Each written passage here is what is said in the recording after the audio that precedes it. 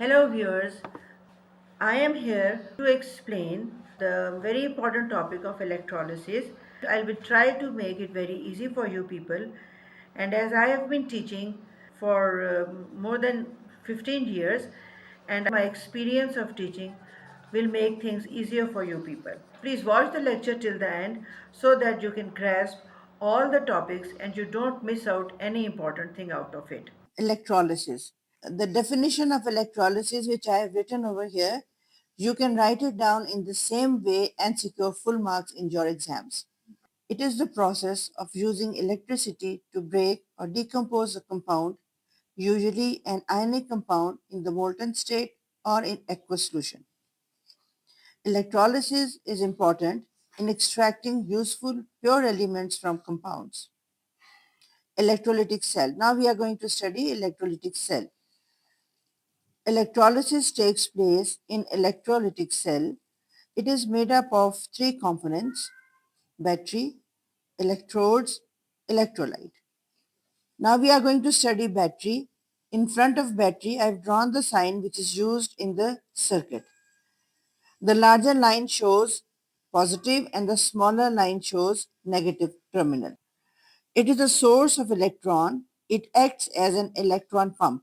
Electrodes, usually made up of graphite rods or metal plates, they conduct electricity. Now I have written electrodes, that is, they are made up of graphite. As you know, graphite is an allotrope of carbon which conducts electricity. And I have also written metal plates. Now they are used to conduct electricity in the electrolyte. Now we come to the electrodes. The electrode connected to positive terminal of battery is anode, and the electrode connected to the negative terminal of battery is cathode. The third component of the electrolytic cell is electrolyte. It is molten ionic compound or an aqueous solution. Aqueous means that ionic compound soluble. When you dissolve ionic compound in water, it becomes aqueous solution. Now here you have to consider one thing, that is, the ionic compound which are using for electrolysis must be soluble in water. It conducts electricity. It allows electricity to flow through it. Now this is the property of electrolyte. It decomposes into ions, positive ions, cations, negative ions, anions. Now we come to the example of, uh, for example, dilute sulfuric acid. It produces ions H positive and sulfate 2 minus. Molten sodium chloride produces sodium positive chloride ion. Copper 2 sulfate produces copper 2 positive, sulfate 2 negative. Now remember that if they are in the water in the aqueous solution, two very common ions are going to be in along with these ions. Those are H positive and OH negative. I have drawn the diagram of electrolytic cell. You can see there is an outer circuit, a battery with wires connected to electrodes. Positive terminal is connected to anode and negative is connected to cathode. So I need to remember this diagram. Will I be required to draw it in the examination as well? Yes, it's very important. Sometimes you need to draw all of it, sometimes you have to complete it. So if I draw it just like this, will I get full marks? Yes, sure. You can, because I have drawn all the components of the electrolytic cell. And can you explain a little difference between the anode and the cathode? Well, anode is the electrode which is connected to the positive terminal of the battery, and cathode is the electrode which is connected to the negative terminal of the battery. Whereas I'm going to tell you in details what happens on anode and what happens on cathode during electrolysis. And what is this electrolyte? Electrolyte is any ionic compound which is soluble in water. For example, if you dissolve, I have given the examples on the top. If you are dissolving sodium chloride in water, it becomes an electrolyte. Copper 2 sulfate, sulfuric acid, all dissolved in water will become electrolytes because they decompose into their ions. And in electrolytic cell, the electrolyte, the current is going to be passed by these charges. Yes, when I was teaching you ionic compounds, there I have told you about these ions. I will give you the link of this in my for my previous lecture for ionic compounds. Now we come to process of electrolysis. This involves three things. External circuit, as you have seen that I have drawn in the diagram, which requires battery and wires. The reactions within the electrolytes, the reaction at the surface of electrodes, that is oxidation and reduction. Well, oxidation and reduction we have also studied in ionic compounds. And you know that oxidation is loss of electrons and reduction is gain of electrons. Now in this diagram, there is an external circuit and you can see the arrows in the external circuit, movement of electrons which show movement of electrons in the external circuit, that is from positive terminal towards the negative terminal, that is from anode to cathode. And in the electrolyte, I have drawn cations and anions. Cations will be attracted towards cathode because you know that opposite charges attract each other, and anions, as they are negatively charged, they will be attracted towards the anode. Now I have given all this detail which is written down, that is external circuit, electrons flow from the positive to negative terminal of the battery. Then we have anode, negative ions move towards anode, gives up its electrons at anode, and oxidation occurs, as you have seen in the you can see in the equation, that is X negative arrow, it forms X neutral, that is it is discharged and it is giving away one electron.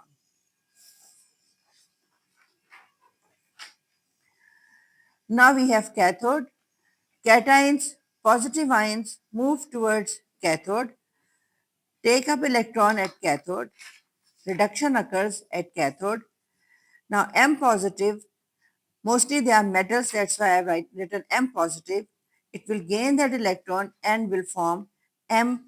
And I have not written any state symbol over here because it depends upon the condition of the electrolyte, whether it will be in a liquid state or it will be in a solid state. When anions and cations gain or lose electrons at electrodes, they form atoms or molecules. We say that they are discharged.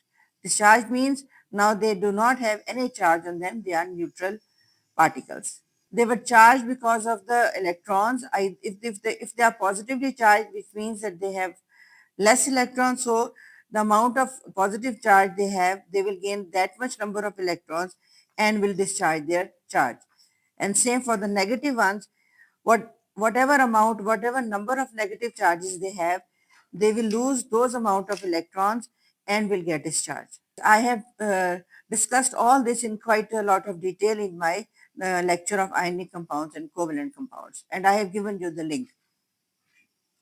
Now we come to non-electrolytes.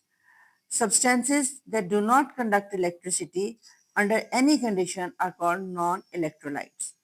For example, sulfur, sugar, distilled water, organic compounds such as ethanol. Now here sometimes students are confused that we say that water conducts electricity, but now I am writing over here distilled water, non-electrolyte. Distilled water means pure water, which has no mineral, no ion in it.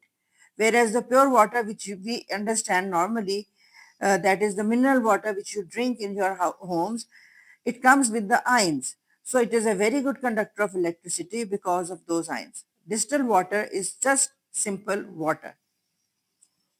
Now we come to the differences between electrolytic and electrical conductions. Now I have drawn a table over here. In the left column, it is electrical conductors, and on the right side, it is electrolytic conduction. Method of conduction number one. In electrical conduction, flow of electrons from one end of conductor to another takes place. In electrolytic conduction, movement of ions through electrolyte, molten or aqueous.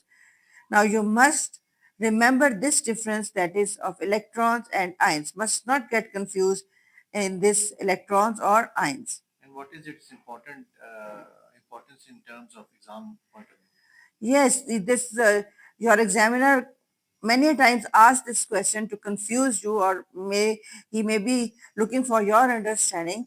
That is, in metals, whether you know that there are electrons present or ions present, and in electrolytic conduction, you must know that they are ions, not electrons. So this usually come in the questions of either electrolysis or in ionic compounds. Now, effect of conduction. Electrical conduction remain chemically unchanged. Suppose if they are metals or graphite, they remain unchanged. Whereas electrolyte, it decomposes to form new substances. And materials for electrical conduction, graphite or metals, and for electrolytic conduction, ionic compounds. Now we are going to study electrolysis in detail. First of all, electrolysis of ionic compounds using inert electrodes. So if I need to get these notes, how can I get them? You can just send us a message in the WhatsApp on the number given in the description. Now, inert electrodes. Inert electrodes are electrodes that do not react with the products of electrolysis or electrolyte. Example of inert electrodes, number one, graphite, which is allotrope of carbon, platinum, which is a metal, and platinum is a very non-reactive metal. Now we come to electrolysis of molten compounds. First of all, we'll study the electrolysis of molten sodium chloride. Now, there are certain steps which you have to think. First of all, you know that you should see that what electrodes you are using. Now, here we are using inert electrodes, that is carbon, graphite electrodes. Now, ions, you must select the ions. You should know what ions are present in the electrolyte. Here we have sodium positive and chloride negative. I have written the state symbol L under it, which means liquid, as it is molten and there is no water present in it. As electrodes are connected to the terminals of battery, ions start moving towards respective electrodes. Anions will move towards anode, cations will move towards cathode. As you know that opposite charges attract each other, so anions are attracted towards anode positively charged, cations which are positively charged are attracted towards cathode negatively charged. Now, you must have heard about mnemonics. Now, mnemonics actually are the memory tricks because we have so many concepts and our brain is, it is saturated with many concepts. So, there are certain tricks for you to remember. Now, I've written an ox. An ox means anode, that is, an means anode and ox means oxidation. Then, red cat. Now, red means reduction and cat means cathode. Another one, that is fat cat, that is electrons flow from anode to cathode. I hope this will make this process easier for you to learn. So now we are going to study the reactions which are going to happen at anode and cathode for the molten sodium chloride. As you can see the diagram. Now I've tried to make this diagram for you people, and you can see that an arrow on the under the table which is actually showing heat.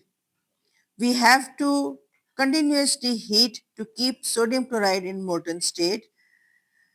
As soon as you will stop heating, it will start changing to solid state. And remember, in solid state, it will not conduct electricity, as ions will no longer remain free. Ions should be free while they are conducting electricity.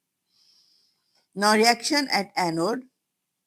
At anode, anions are going to move, that is the negative ones. So, I have written the equation: two chloride ions form Cl and atomic state plus 2 electrons, Cl negative, liquid, or Cl gas plus electron. Now, the second equation actually is the simpler form. Above, I have written Cl and forms Cl2 gas. Chloride ions lose electrons to anode, that is oxidation forms, to form chlorine gas. I keep on reminding you people, and I keep on repeating oxidation, loss of electrons, reduction, gain of electron for you to remember. So there must be some observation at anodes. Obviously, chlorine gas is being formed. So the observation is going to be bubbles of gas which are seen. You over here you are not going to, it's only observation. That is what you are watching, you are seeing. You are not going to write down the name of the substance over here. It is just bubbles of gas. Now at cathode, cations, that is sodium positive, it is going to go towards cathode and it will gain electron. Reduction will occur over here to form sodium atom. So the overall equation over here will be, that is, the sodium compound is going to decompose into sodium metal and chlorine gas. Notice the state symbol for sodium is liquid, sodium ion, and sodium is liquid when it is formed. Sodium formed at cathode will be in the liquid state because its melting point is lower than the melting point of solid sodium chloride. Now the question over here is asked in examination, that is why the sodium formed is in the liquid form when it is a metal. So I've explained that as its melting point is lower than the melting point of the electrolyte sodium chloride, so it will be in the form of liquid state. Now we come to yet another electrolysis, that is of molten lead to bromide. It's again an ionic compound. Now we are going to select, as usual, electrodes. Electrodes are inert, that is carbon, graphite electrodes, ions present. You can see lead bromide, that there's only lead and bromine. I've drawn the diagram on the right side and I've I've colored it a little reddish. Now bromine over here will be formed at anode and bromine is of reddish color. Lead is going to be formed at cathode and lead is a metal. Reaction at anode, two bromide ions form Br2 gas plus 2 electrons, or simplified, Br negative forms Br gas and 1 electron. Observation, brown fumes of bromine gas are seen. Now the two newly formed bromine atoms combine to form bromine gas, as I have written the equation, that is Br plus Br forms Br2 gas. Now reaction at cathode. At cathode, lead-2 positive will be attracted. It will gain 2 electron and will form lead in the form of liquid. Gain of electrons, that is reduction, takes place. Now here observation is very important. A silvery deposit of lead metal forms on the cathode, which drips off in a molten blob. Now drips off, why I have written drips off? Because lead is, in the form of blobs, which means a bigger bubbles. Lead is a very heavy metal. So the overall equation comes out to be, that is the lead bromide, it is decomposed to lead and bromine gas. Now there is another topic. Before I go to the further electrolysis, you need to understand this one, that is the selective discharge of ions and the reactivity series. Now in aqueous solution, there are more than one type of cations and anions are present in the electrolyte. However, only one cation and one anion are preferentially discharged during electrolysis. This is known as selective discharge. If inert electrodes are used, the ions discharged and the products formed depend upon three factors. Number one, selective discharge of cations and anions. Number two, effect of concentration on the selective discharge of the anions. Now, why I am writing anions? Because mostly it is the negative charges which are in competition with hydroxide ions. Now, again, I have drawn to make you people little easier over here to remember what are cations and what are anions. Now, cations, you can see it's smiling. It has a positive and energy in it, so it is a positive charge. And anion, it's angry, it's sad, it's negative. So anions are negatively charged. Must remember this. Now we come to reactivity series of cation. Now, I want to tell you one thing over here, that is, you nobody will ask you to write down the reactivity series in any exam. But when you are doing the electrolysis for selective discharge, you must know the position of the anion or the cation. So, I have drawn a series of cations. You can easily learn it with this sentence, that is, please stop calling me a careless zebra. Instead, try learning how copper saves gold. Or another one, please stop calling me a careless zebra. I truly like her calling me super giraffe. Oh my god, now you have to remember either one of them, and these actually start off with the first letter of the metal, that is, please potassium, stop sodium, calling calcium, me magnesium, aluminium, careless carbon, zebra zinc, instead iron, try tin, learning lead, how hydrogen, copper as it is, saves silicon, gold as it is. Or in the other series, calling calling means copper and super is silicon, giraffe is gold. You can learn either of them. And I've drawn an arrow on the right hand side which is positioning downwards, which means ease of discharge increases down the series. Now here you can see the cations which are above hydrogen positive ion. In the presence of H positive, they will never discharge. And copper, silicon, gold, in the presence of H positive, as H is on the higher up in the series, copper, silicon or gold will discharge. Now we come to the relative ease of discharge of anions. Now anions are sulfate, nitrate, chloride, bromide, iodide and hydroxide. Now for a sentence for this is same nonsense CBI has. Now same is for sulfate, nonsense is for nitrate, then C for chloride, B for bromide, I for iodide, has for hydroxide. Again, ease of discharge increases down the series. So in ionic compounds which are in aqueous solution, hydroxide from water is always present. In the presence of hydroxide, upper ions are not going to discharge. And there is one thing which you have to remember, sulfate and nitrate. Now they are very reactive, so they will never discharge. So it is always a competition between chloride, bromide, iodide with hydroxide ions. In cation series, you can see H positive ion. As I have already explained, H positive ions are discharged in preference to ions of metals above H positive. Ions of metals below H positive will be discharged during electrolysis. In anions series, hydroxide give up electrons most readily to form water and oxygen. I have written the equation. Now you must learn this equation by heart, must practice it, writing it down as many times as you can so that you can remember it.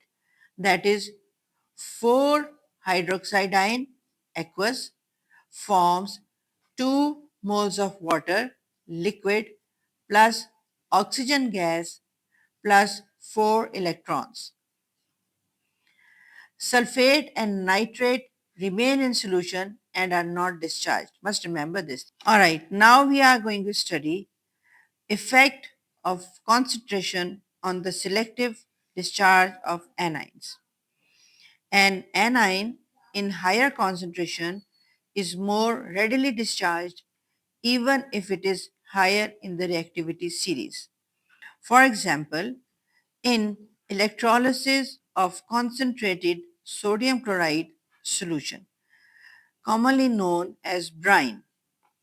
Now, anions present are chloride aqueous, hydroxide aqueous. Now, we have two anions. Chlorine aqueous will discharge preferably due to its higher concentration. Usually, it's going to be hydroxide ion, but if it is concentrated, chlorine is higher in concentration, so chlorine is going to discharge over here, forming chlorine gas.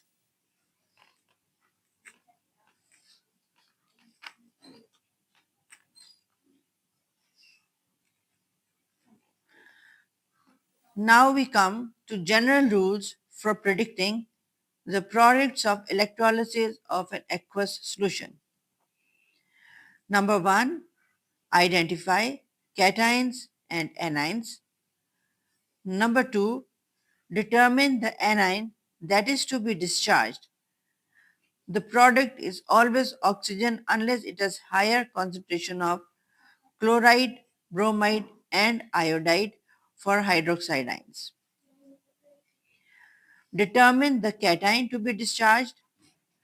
Identify the cations and anions which remain in the solution after electrolysis. These form the product remaining in the solution.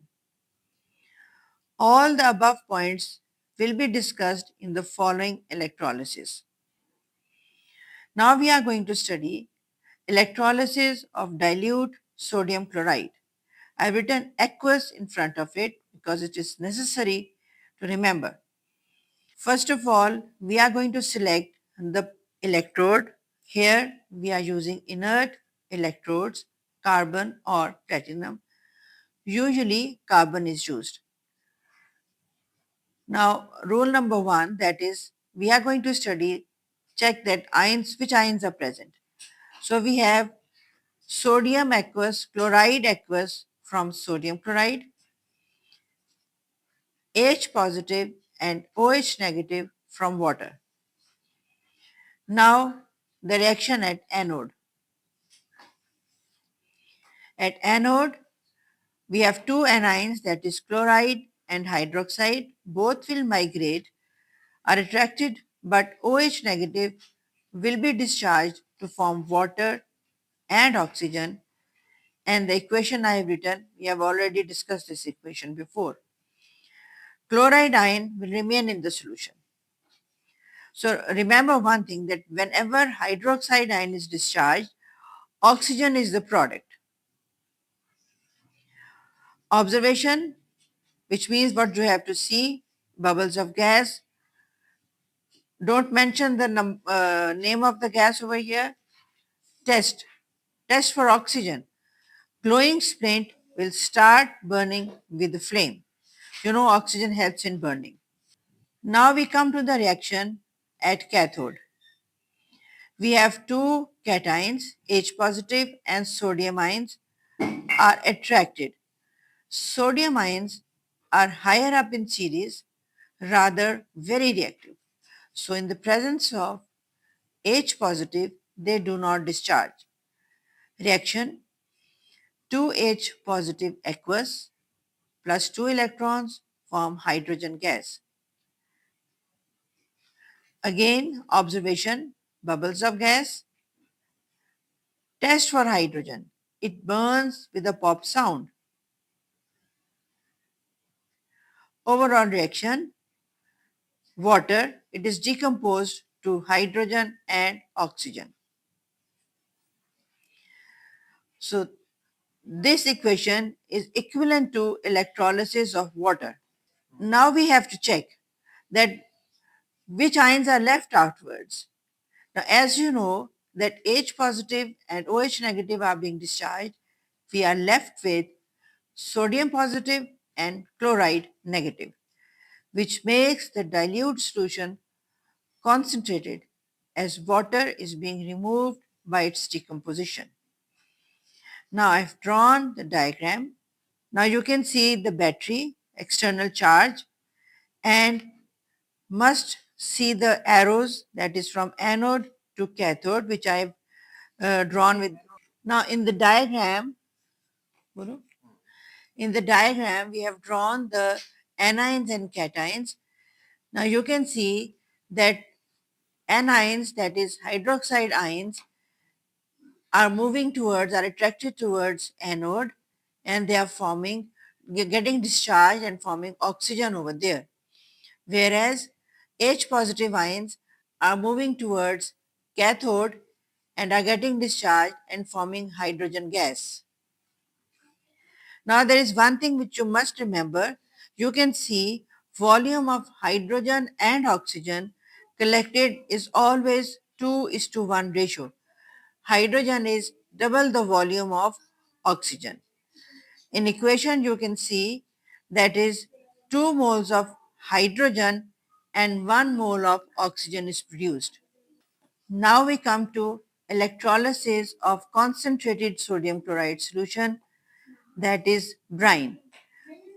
We have discussed first of all electrolysis of dilute sodium chloride. Now we are studying electrolysis of concentrated sodium chloride solution.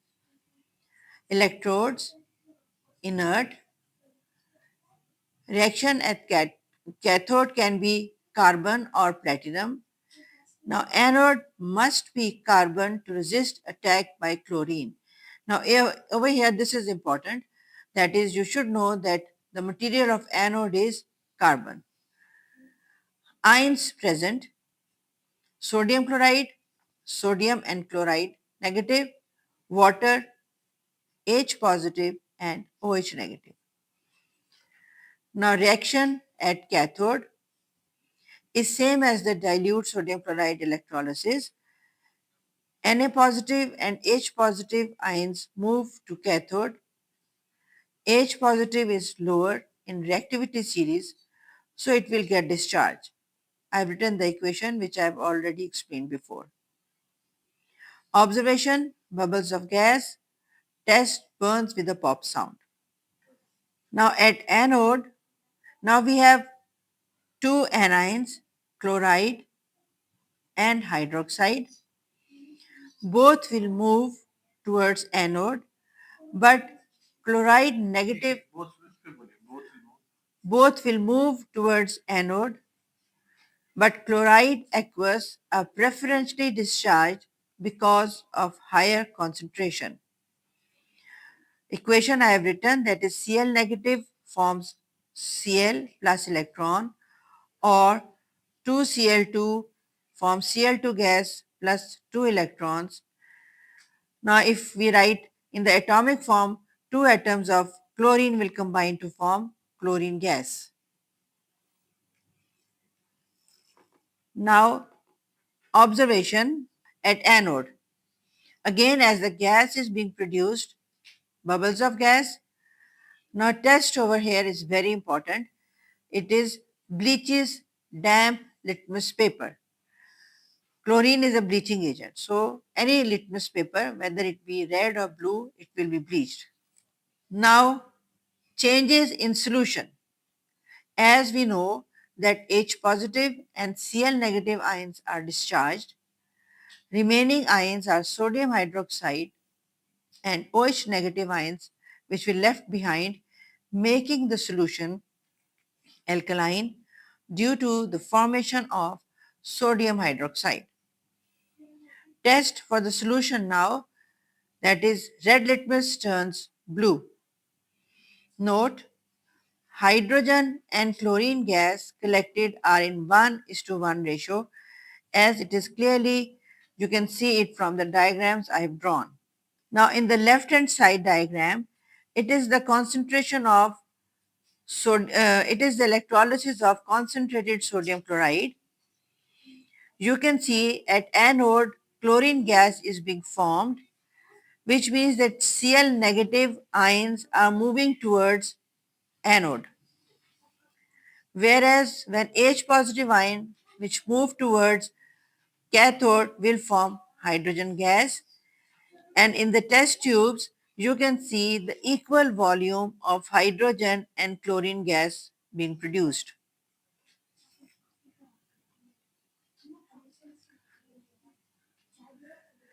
Now, the another diagram on the right hand side, it is for the dilute. Now, this is another example, another electrolysis. Electrolysis of, it shows electrolysis of dilute sulfuric acid. Now, electrolysis of dilute sulfuric acid, we are using inert electrodes.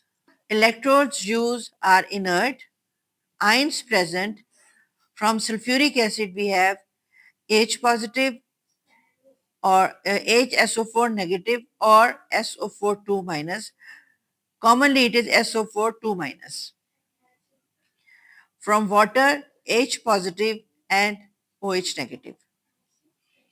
Now, in the same manner, we are going to study the reaction at anodes. Hydroxide ion negative, sulfate 2 minus are attracted. Sulfate is very reactive, as I have mentioned earlier, and will not discharge. And for hydroxide, it is the same equation, that is 4OH negative forms 2 moles of water, 1 mole of oxygen, and 4 electrons.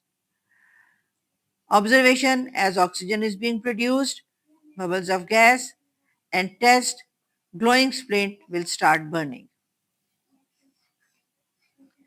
And you can see in the diagram, for electrolysis of dilute sulfuric acid, hydrogen and oxygen are in the ratio of 2:1.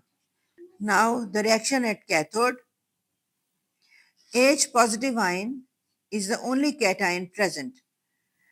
H positive will move towards or get discharged to form hydrogen gas at cathode, and equation is the same for hydrogen, which I have already discussed. Observation: bubbles of gas. Test: burns with a pop sound.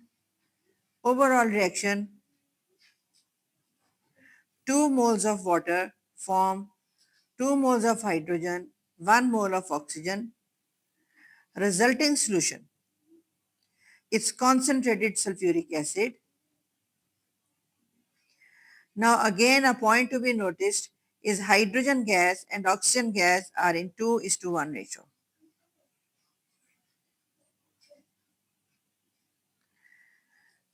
Now we come to another electrolysis, that is electrolysis of copper 2 sulfate using inert electrodes. Now we come to electrolysis of copper 2 sulfate using inert electrodes. Now there is important one thing, copper 2 sulfate we are going to do twice, that is using inert electrodes and reactive electrodes. Here we are using inert electrodes, that is inert electrodes are carbon. Ions present, copper 2 sulfate forms copper 2 positive aqueous, sulfate 2 minus aqueous, water forms H positive and OH negative. Color of the solution blue, specific for copper 2 positive ions. Now the reaction at anode, sulfate 2 minus, OH negative minus will both migrate towards anode. Sulfate 2 minus will not discharge, OH negative aqueous will discharge, water and oxygen is produced. The similar equation, similar observation and test.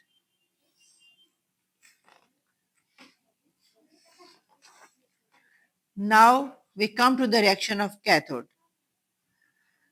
Now here you have to see it that its reaction is little different from the ones we have already studied. Cathode, H positive, copper 2 positive will migrate towards cathode.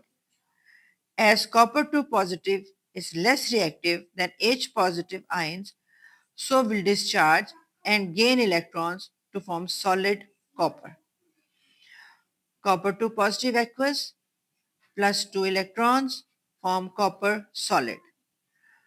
Observation: Reddish brown copper metal is deposited at cathode, which I will explain in the diagram drawn below.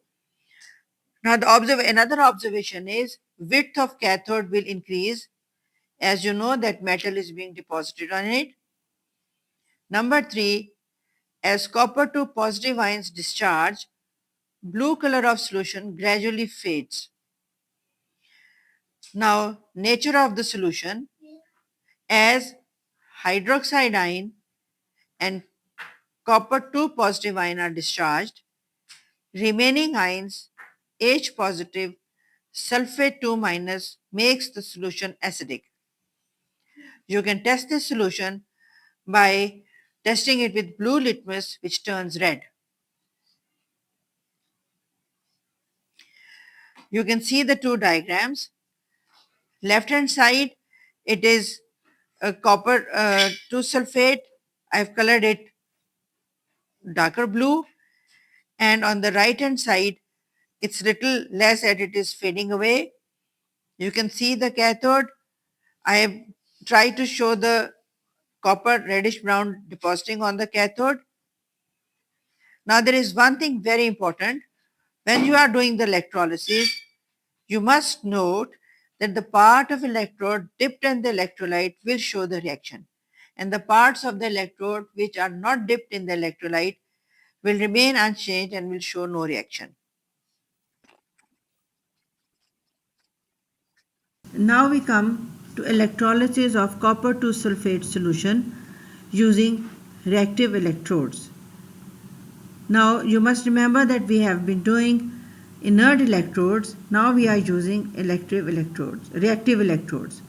Electrodes are no longer inert. They may react with electrolyte or product of electrolytes. Ions present: copper 2 positive, sulfate 2 minus, H positive and OH negative. Electrodes used over here are anode copper, cathode carbon. Now I have highlighted it with red brackets, that is anode, you must remember over here is copper. Now the reaction on anodes, as we know that sulfate and hydroxide are present as anions, they will both migrate towards cathode. As cathode is not inert, it is made up of copper. Copper is not inert, so it will react and following reaction takes place. Copper solid forms copper 2 positive aqueous plus 2 electrons, and as a result anode dissolves to form copper 2 positive ions. Observation: anodes decrease in size. Now as you know that anode is reacting, it will dissolve, and obviously it is going to dissolve. And you can see in the diagram, that is the anode is being deformed, its shape is changed. Now the reaction on cathode, H positive and copper 2 positive ions both are attracted, but copper 2 positive ion is lower than H positive as shown in the reactivity series, so it will get discharged and following reaction takes place. Copper 2 positive plus 2 electrons forms copper solid. Reduction is being happening over here. Observation: cathode increases in size because it is coated with copper. Color of solution will not change as copper 2 ions concentration remains same. Same means that is the copper 2 positive ions over here are being produced continuously by the anode, which is dissolving and producing copper 2 positive ion which are entering in the solution, and they are getting deposited on the cathode. Now the color over here, you can see it's not changed. Now we come to another topic, that is factors affecting electrolysis. Now as we know that why are we studying electrolysis, so there must be something very important which we need to know, that what are the factors which are going to affect electrolysis. Number 1, concentration of ions. as the concentration of ion increases, it can make them preferentially discharged as compared to the ion which is lower in reactivity series. For example, concentrated sodium chloride, chloride ion aqueous will discharge preferably instead of OH negative ions aqueous. Number 2, that is the type of the electrodes. Reactive electrode can change the product at anode as discussed in copper sulfate aqueous electrolysis. At anode, instead of hydroxide aqueous being discharged, copper electrode oxidizes copper solid, forms copper 2 positive aqueous plus 2 electrons and gets dissolved. Now we come to the industrial application of electrolysis. First, electrolytic purification of metal. Impure metal is made anode. Pure metal is made cathode. Number 2, electroplating. Object to be electroplated is made cathode and anode is of the material which has to be electroplated. Important point to note is that electrolyte used over here should contain the M positive ion of the metal to be electroplated. Now we come to electroplating, example of electroplating. Now there are certain examples. For example, I have drawn in this table, written in this table, that is the metal is, if it is zinc, it can be electroplated on dustbins and buckets. Chromium can be electroplated on car bumpers, bicycle handlebars. Silver, watches, bracelets as in jewelry. Copper, saucepans. Nickel, cutlery. Gold, jewelry and watches. Now remember that these are not the only objects which I have written over here. There may be many other objects which you can electroplate as you want to electroplate them. Now there are two diagrams which I have drawn. Left hand side there is a jug which has been made a cathode and an anode which is made up of copper. So we need to electroplate the jug with copper. Therefore, copper positive ions, copper is made as an anode which is going to dissolve and is being deposited on the cathode. Another one is for the purification of impure copper. Now impure copper is going to be made anode and the pure copper is cathode. So copper 2 positive ions from anode will enter the electrolyte and will get deposited on the cathode, and this is how we get the pure copper from the anode. And as you can see, anode is being deformed and you can see an anodic sludge. Now this anodic sludge is actually the impurity in the anode which remain no longer in contact, so they fall off at the bottom. Now we come to extraction of metal. Now some metals are found in the form of ionic compounds in nature, and some of these metals are extracted from their compounds by electrolysis. For example, aluminium is found as Al2O3. Its ore is called bauxite. Now I have mentioned over here two words, ore and its name bauxite, which we will discuss later on when we are going to learn about metals. Al2O3 has high melting point, that is over 2000 degrees centigrade. So cryolite Na3AlF6, you need not remember its formula, is added, which lowers the melting point till 980 degrees centigrade. Electrodes over here, carbon, graphite.